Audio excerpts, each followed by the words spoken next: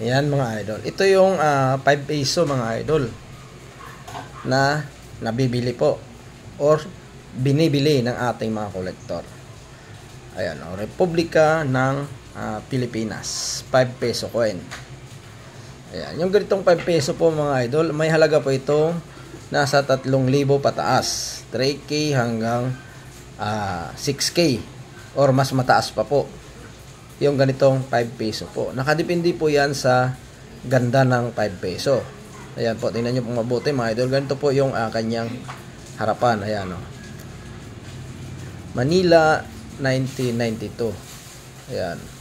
Ang tinatawag ng kolektor natin, ating mga kolektor ay cheese.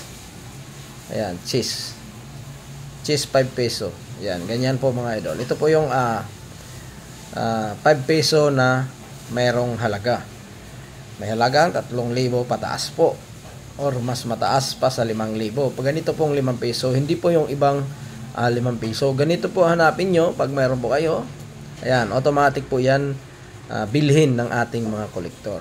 Ganito po. Ayan, tips ko po sa inyo, 3K pataas ang halaga po nito.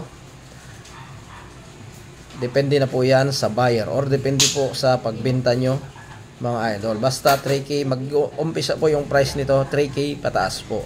Yan po yung tamang halaga niya sa ating 5 peso coins na ganito po. Yeah. Pag mayroon po kayo ito ganito mga idol, napakadaling bilhin or mabilis bilhin ng ating mga kolektor. Yung mga hindi po tulad ng ibang barya na mahirap ibenta. Okay, mga idol, maraming salamat po. Ganito pong barya po.